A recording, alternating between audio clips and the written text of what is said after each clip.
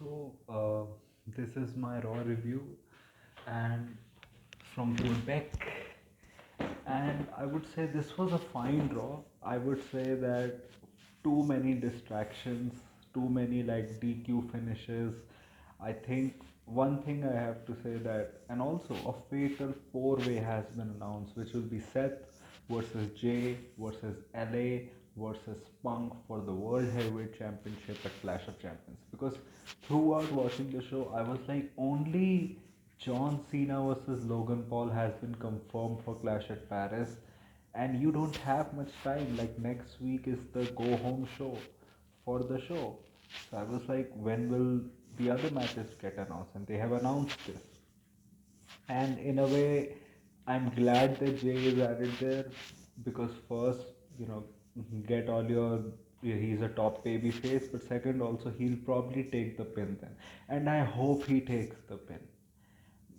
Maybe they'll have LA take the pin, but I think Jay taking the pin makes more sense, though they have protected Jay a lot. Like, since losing to Gunther, every time Jay has lost, he has lost either due to a DQ or due to someone interfering, or he has won the matches due to someone attacking him. So one thing this also shows that the Raw's main event has a lot of players. One thing Triple H has to do, he needs to be more creative with this. Like, the show ended with kind of like what happened the last week, like everyone just got laid out by the Vision. I get that you want them to look strong, but you have to do something like different. Though I do get like when people complain, like even during like the where everyone was like giving Triple H the leeway and everything, no one was really criticizing.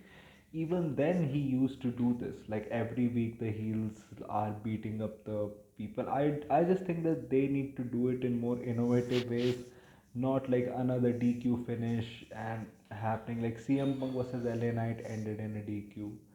Then you had Sami Zayn versus Rusev ended in a DQ, and especially in the Sami Zayn versus Rusev match, like the commentators were acting like, oh, Sami is very distraught. Like, if he would have won this match, he would have gotten a World Heavyweight Championship shot maybe in the future. Sami still won the match. He just didn't win the match by pinfall. This was no double DQ. He won the match. He just won the match by disqualification because the MFT attacked him. And Solo, funny as usual, saying that SmackDown is better while getting like thrown out of there. And in the end, like Sheamus broke kicked Rusev and they brawled throughout the crowd. Though I can see probably Sheamus and Rusev having a match next week. I do hope they get added to the Clash of Paris card. But looking at how things are happening, like you had a Bronson Reed promo as well, like talking about how he's the tribal thief that Seth put him into the Vision because like I beat him up but I gained his respect. I don't want your respect and I will do it again and again. Like uh, uh, like I uh, I don't know, like I'm sorry, but the thing essentially was it looks like they're going to do Roman versus Bronson Reed at Clash of Paris, which is good. Roman is probably going to win that match. He's going to like take Bronson shoes and do like this and everything, which is kind of good. But like the one thing that finally got Bronson Reed over is probably going to end at Clash of Paris. That's very unfortunate because we were getting Shula Fala chants. Like, Bronson Reed finally looked like he has found his identity in the group, but he has to lose that at Clash of Paris.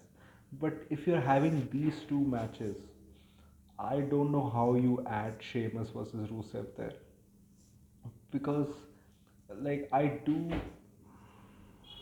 So you had, El Grande Americano and Dominic Mysterio versus Dragon Lee and AJ Styles, which was like an advertisement essentially for Triple Mania. It was a very long match. Like, it went through two commercial breaks. I think it was a fine match. Like, everyone showed out. You had Ludwig Kaiser, no, he's not. Dominic used the metal plate in the end by wearing the mask, and El Grande Americano pinned AJ Styles for the second time. I I wouldn't have minded if we had like a fatal four way of the IC title at Clash at Paris too, like Dominic, El Grande Americano, AJ Styles, and Dragon Lee. But it doesn't look like that's gonna happen. I do hope they put AJ there, like have AJ versus Dominic there, maybe take the title off him because he's gonna be the Triple A Mega Champion. So I like even if you take the IC title off him, he still can go on Raw and be like I'm still the king of the luchadors and do his like open challenges. That way you can get Triple A more into the mainstream too. And El Grande Americano got a big win. So let's see what happens with that. One thing is you got nothing with the tag division on this episode.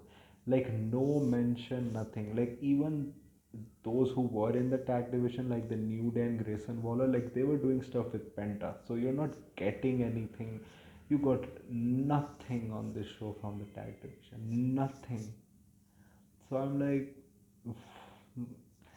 because when I saw the main event between Braun Breaker, Bronson Reed, CM Punk, and LA Knight, like those two were so like gelled together. Those two teams, like it felt like they should be in the tag team division. Like they could do much better. Like especially Braun and Bronson, like they were proper moving around. Like they were doing like Steiner bro moves in the ring. Also that you had Becky versus Maxine, which it was nothing special. It went for 5 minutes. It showed that Maxine can do normal moves in the ring, like that big boot by Becky, like Maxine flew from that. In the end, it looks like maybe we'll probably get Becky versus Natalia next week because after the match, Natalia tried to check. She turned her back. Becky attacked her. Probably we'll get Becky and Nikki at Clash at Paris. It makes sense.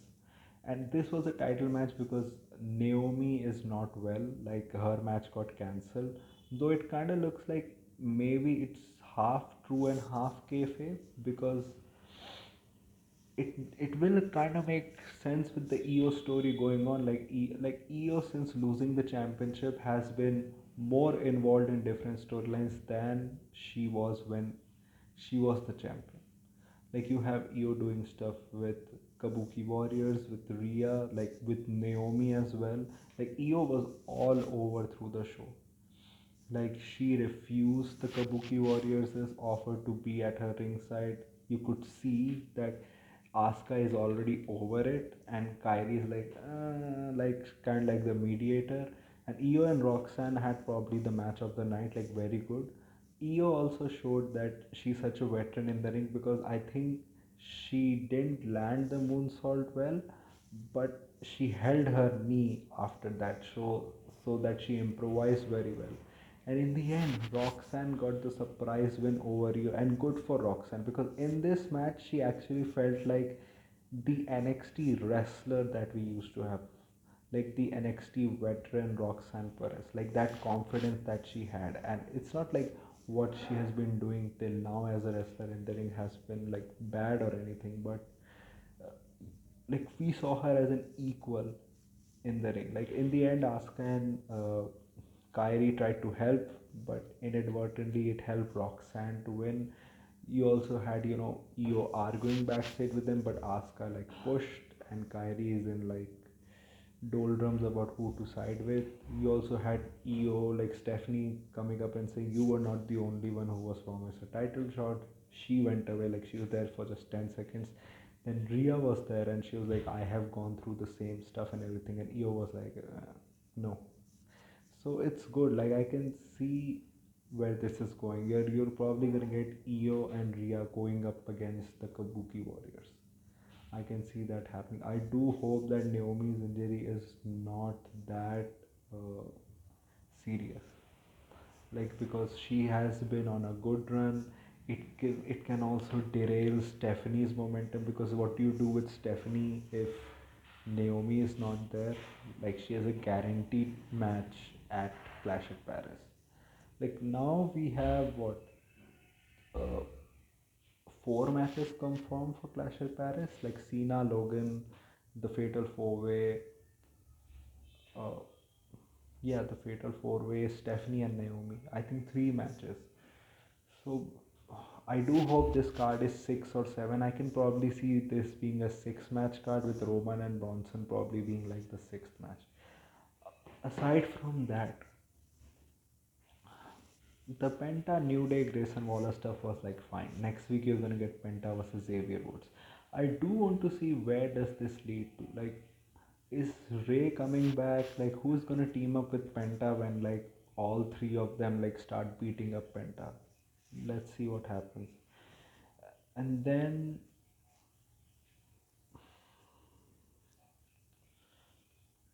you had a very interesting Bayley promo. Like, it was essentially Bayley talking about that she's not proud of herself, and that at one time in her career the role model label meant really much to her, and that now there's no one to blame for where she is but herself, that she's not proud of herself. And you can see like her slowly losing her mind in that vignette. You can see in the you had the whole fucking cello playing, like the sad cello, which was funny at the start, but it made sense in the end because you had, Bailey hearing those voices of ding dong hello, like the evil Bailey is coming back.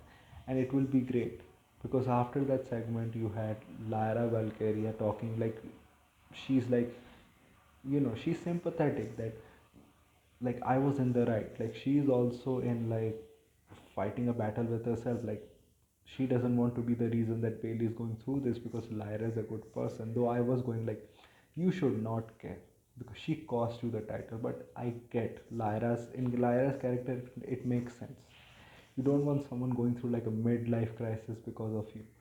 So I think this can probably lead to maybe Lyra trying to be like Bailey's friend, maybe trying to cheer her up, and then Bailey doing the same thing that Becky did to Lyra. Like maybe they go on like a tag team run or something, but they lose, and Bailey finally turns on Lyra and then goes to the ding dong hello Bailey. I can see that happening. One thing also, I do think either this Sammy thing can be temporary, like he'll just have like one mini feud with Solo, but this can be long term too. Like if they do a draft, maybe draft LA Knight to Raw and Sami Zayn to SmackDown. But the thing is, like, if your plan is to have Sami win the World Championship at WrestleMania or sometimes after that also, it will be difficult to do that on SmackDown. Though if he goes on SmackDown, it can work well also. That their mid card and their main event also will have, more baby faces. Like you do have baby faces, but they're mm, but you have Cody Rhodes as the main baby face. You can need someone at that upper mid card level, like through which like heels like Drew McIntyre can go through to like re-establish themselves that we are the main eventers. Though I do think this is probably gonna be temporary. I do hope Sheamus and Rusev have like a Donnybrook match and Rusev wins. We need that Rusev win. And no, we want Karrion Chance on Raw because this was in Quebec. I think probably when they go to SmackDown, you'll get some. I don't think you're gonna get it to the level of which you got with the Truth Chance. And like, if I get why they didn't get because it was Canada, but even then, even during the women's matches where like Becky Lynch and Maxine match where you had some chance, but it was not as loud as in the other matches, you were still not getting any chance.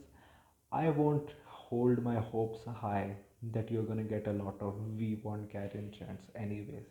And anyway, I think they're swerving the fans. I can see Karen coming back a few months later and like surprising everyone. I would just say this Raw was good, but like not good, but it was fine. It's just that a lot of things were repeated. It kind of felt like matches were used as a way to further storylines. Like the matches didn't really matter. Like it can end in any other way because they were like, we need to like further these storylines, so it doesn't matter how we further those storylines. I think they need to be more creative. Even the starting CM Punk and LA Knight segment, like it was fine, but I don't think the energies match. It felt like they were holding back a lot of stuff. They were not really going full like. fire against each other. And CM Punk, anyways, generally doesn't feel like he's giving his best when he's going up against Seth Rollins. LA Knight was fine. So I would give this show a 2.53 out of 5 show. What did you think about this show? Tell me in the comment section. If you like this type of content, like this video, share and subscribe. If you don't, then share it with those who do. My social media accounts, which are my Twitter/X account and my Instagram account, links are in the description. So go follow those in the description and go donate any amount of money which you can on my UPI ID, which is, and go donate any amount of money which you can uh, on my UPI ID shabba@okicici so that I can make YouTube a permanent career option. So that was it for me for today. So thank you, goodbye, alvida.